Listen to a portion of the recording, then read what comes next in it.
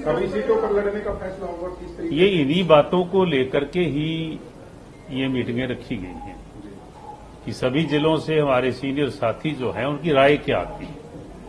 जो वो राय देंगे उसको मिलाकर के पार्टी फैसला करेगी कि कहां से चुनाव लड़ना है, सभी से लड़ना है, कम से लड़ना है, तभी निर्णय होगा। निशान जी, सर ये जो पार्टी के विधायक हैं क्या एकजुट हैं? और आपने व्हिप जारी किया था लेकिन उसके बावजूद 5 विधायक विधानसभा में थे। वो आप सबको पता है कि व्हिप जारी किया। जो हमारे सम्मानित साथी विधायक थे आपके सामने बैठे हैं, आदरणीय रामकरण जी, उन्होंने व्हिप को माना। जिसने नहीं माना उसके खिलाफ कार्रवाई हो जाएगी। क्यों नहीं? पार्टी संज्ञान तो लेती है कि पार्टी ने व्हिप जारी किया, जिसने नहीं माना उसका संज्ञान तो पार्टी ले सकती है, उसको अधिकार है। लेकिन जो विधायक थे वो हालांकि विश्वास मत शुरू होने से पहले ही उनमें से बाहर चले गए थे, तो क्या उनको राहत इस बात की मिलेगी? देखिए, आंकलन किया जाता है कि उस व्हिप का विरोध किसने किया, उल्लंघन किसने किया, तो जिसने किया होगा उसके खिलाफ कार्रवाई हो जाएगी। इस तरीके की बातें क्या रही है सर? आप विधानसभा में उसका ढाना उल्लंघन मानते हैं या उन्होंने वोट नहीं किया?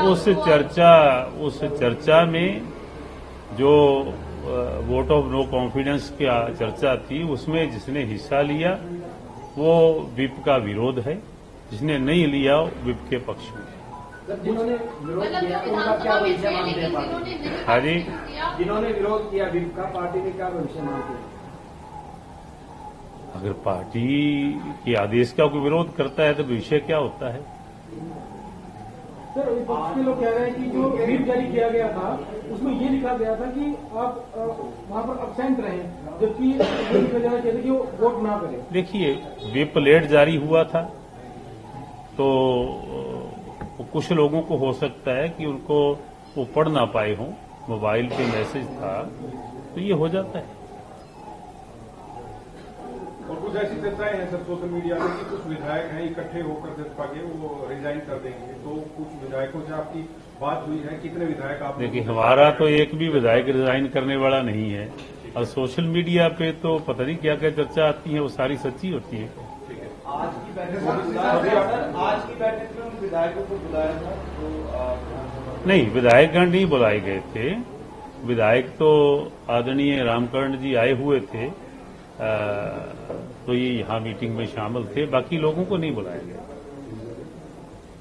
सर, ऑफिशियली आज आपने रैली भी हो गया, डिस्कशन भी किया होगा। गठबंधन का जब तक का सफर रहा टूट के कारण है, मुख्य तौर पर जो कारण आप गिराना चाहेंगे तो क्या आ सकते हैं? क्या सिर्फ सीट शेयरिंग एक मुद्दा था या कुछ और इश्यूज थे? और इसी के साथ ही गठबंधन टूटना बेनिफिशियल रहेगा पार्टी के लिए या नहीं? ये तो जनता का विषय है, वो बताएंगे। उन्होंने आकलन करके वोट देना होता है। तो हम तो ये कहेंगे कि गठबंधन टूटने का कारण हम नहीं है।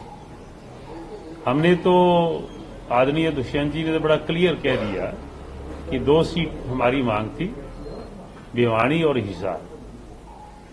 और जब बार्गेनिंग हुई, बातचीत चली, तो ये भी कह दिया कि अगर आप सीट नहीं देना चाहते हम सारी छोड़ते हैं। हमारा एजेंडा था 5100 का पेंशन, बुढ़ापा पेंशन, विकलांग पेंशन, विडो पेंशन, वो हरियाणा की जनता को देने का आप काम करें, ये कह के वो वहां से आ गए। तो रोहतक सीट का भी ऑफर था सर? चलो, ये बातें उनकी क्या हुई हैं मुझे नहीं पता इस बात का। वो जितना हमारे सामने उन्होंने खुलासा किया, मैं उसकी बात कह रहा हूं। कांग्रेस की तरफ से कहा जा रहा है कि ये नाटकीय ड्रामा है, आपका सियासी ड्रामा है, ये नाटकीय पहले से डिसाइड था और ऐसा ही बना। आप रोज लोगों को फेस करते हैं, नेताओं को, कभी विरोधी की तारीफ करता है कांग्रेस तो कहेगी, कभी विरोधी की तारीफ होती है क्या? लेकिन सर, हमारी तो ऐसी कोई मंशा नहीं है। लेकिन सर, भूपेंद्र सिंह हुड्डा कह रहे थे कि आज से पहले व्हिप ऐसे तो जारी हुए कि सदन में पहुंचना अनिवार्य है। पहली बार ऐसा व्हिप जारी किया है कि सदन में अब्सेंट रहना है। ये बीजेपी को फायदा देने की कोशिश है ताकि संख्या बल कम हो, उसी आधार पर आकलन हो अंदर सदस्यों का, और ये बीजेपी को सीधा सीधा फायदा पहुंचाया जा रहा है, ये उनका कहना है। मैं कहता हूं हुड्डा साहब कुछ भी कहें, लेकिन ये मान के चलें कि ये भी पहली बार हुआ कि आज मुख्यमंत्री ने ओथ ली है और next day, very next day, vote of no confidence. तो ऐसे में आनंद फानंद में ही फिर अपने लोगों को, साथियों को सूचना दी जाती है। जो आप कह रहे हैं कि कोई लोग चले गए थे उससे पहले, एक ये कहा जा रहा था कि बीजेपी, जेजेपी जो है अभी भी बीजेपी के साथ ही मिली हुई है और ये जो हुआ अनुपस्थित रहने का, ये इसलिए किया गया है कि ये साथ में मिले हुए हैं अभी भी। आने वाला समय बता देगा कि कौन किससे मिला हुआ है। हम तो किसी से मिले हुए, बड़ी क्लियर हार्टेड हैं और कल रैली में बड़ी क्लियर कर दी सारी बातें। और उस रैली में जो लोग, हमने तो एक मात्र लोकसभा क्षेत्र की नवसंकल्प रैली इसलिए रख ली 13 तारीख की, 13 को हमारे मुखिया का, राष्ट्रीय अध्यक्ष जी का बर्थडे था। तो सभी कार्यकर्ताओं की राय थी कि हम उनको विश भी कर लेंगे। तो वो रैली तो वैसी होनी थी जैसी पहले हमारी हुई है बाकी क्षेत्रों में। तो कल वो रैली में जो जोश था वो किस बात का था? क्या वो खुशी मना रहे थे कि हमने मिलके को फैसला कर लिया अलग होने का? वो रोष होता है इन फैसलों के खिलाफ, इसीलिए इतने लोग जुटे।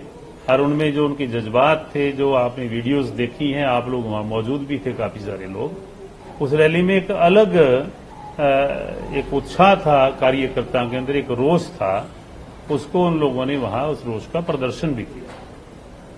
कोई किसी से मिला हुआ नहीं है, बड़े क्लियर हार्टेड हैं, अपनी राजनीति करेंगे। चुनाव जो पार्टी के सभी साथी राय देंगे उसके मुताबिक लड़ेंगे। Thank you. सांसद जी, एक सवाल तो बनता है, लास्ट सवाल, कि वो 5 एमएलए गवर्नर हाउस भी गए थे शपथ ग्रहण समारोह में, आपकी दिल्ली की बैठक में भी नहीं गए थे और विधानसभा भी गए थे। एक पार्टी, आप प्रदेश अध्यक्ष नाते तो ये सवाल बनता है कि आपको उस पर जवाब देना चाहिए कि पार्टी का क्या स्टैंड है आखिरकार उन 5 एमएलए उनका स्टेप सही है, गलत है, कार्रवाई करेंगे नहीं करेंगे? सवाल आपके बनते हैं, जितने भी कहें आप जवाब देंगे आपको। मैंने कहा कि जिन लोगों ने पार्टी के आदेश का उल्लंघन किया, विरोध किया, उनके खिलाफ कार्रवाई होगी। जो पार्टी के साथ पार्टी के आदेश को माना है वो लोग पार्टी के माने जाएंगे। बड़ी क्लियर बात है। स्पीकर के पास जाएंगे सर फिर आप? स्पीकर के पास लीगल जो भी कार्रवाई की जाती है वो उस पे कार्रवाई पे विचार करके वो करेंगे। स्पीकर साहब के पास तो हमारा वकील भी जा सकता है। नहीं, आपने पूछा ना स्पीकर साहब के पास जाए